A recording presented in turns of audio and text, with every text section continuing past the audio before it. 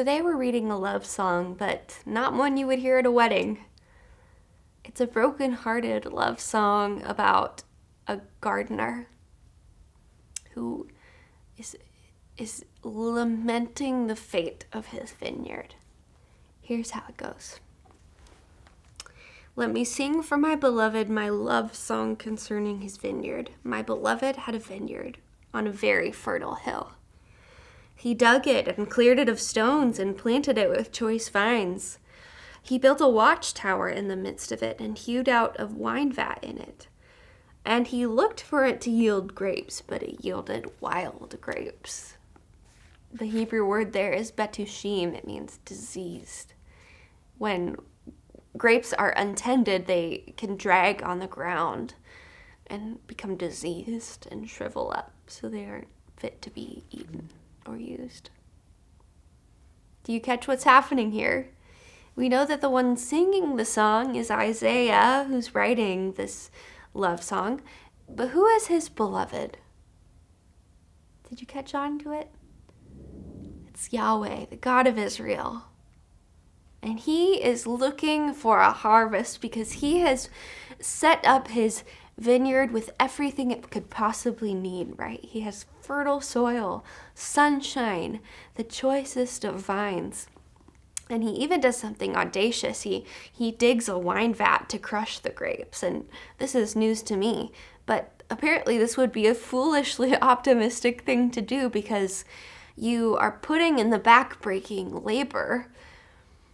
But it would take usually several years to produce a harvest of grapes good enough to be pressed to make wine, if you were even able to produce a harvest of good grapes at all. This gardener is expectant and confident about the future.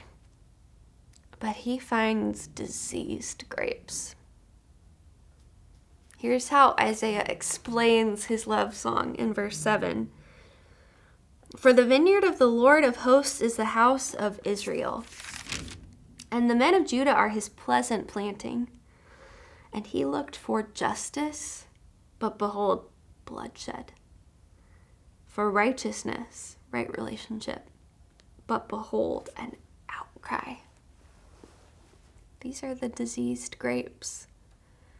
Because Yahweh, the God of Israel, has planted Israel with everything they could need, and he has invited them as his partners to produce good fruit, to live lives that would tell the story of who their God is to the watching world, so that the nations will come in and meet Yahweh and experience his love and joy and peace. This is what we've been talking about through Galatians, that the Jewish people were always supposed to be people of the promise.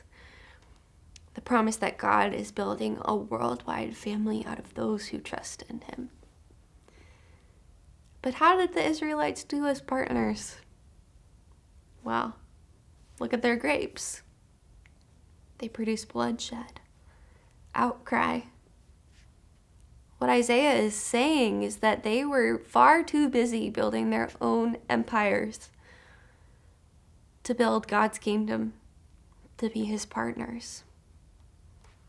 And I wonder if we could take some time today to let Isaiah hold that same mirror up to ourselves, because God is also asking you and I to be partners for the very same mission. To live our lives in such a way that we tell the watching world a story about who our God is.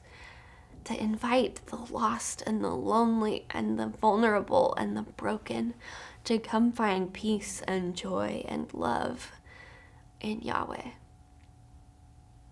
And so what kind of grapes are our vineyards growing?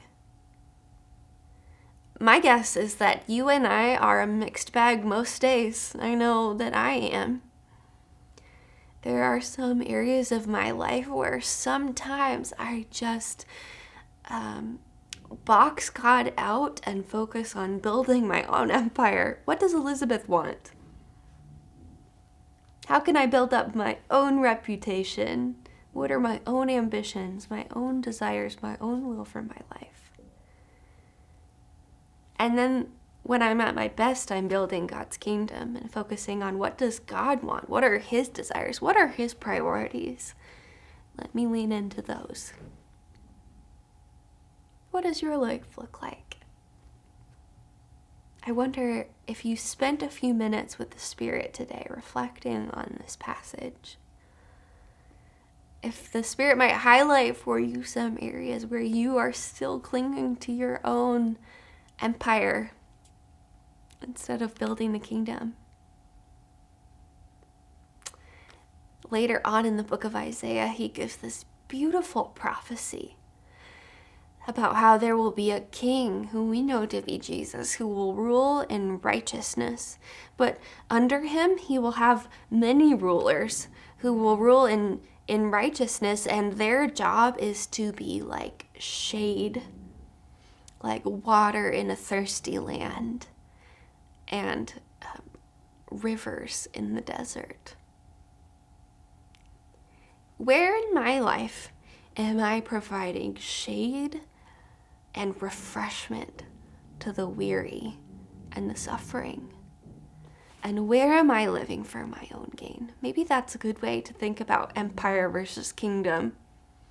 Where am I following my selfish desires? Because I know that in my own life that produces some diseased grapes sometimes. And where am I trying to be shade, water for the thirsty? That's when I'm building the kingdom. Because God wants you to be his partner, to tell the watching world about who he is, to declare the promise of what he is doing here on earth. So what is growing in your vineyard? I hope you'll take some time to reflect today. Take care, friends.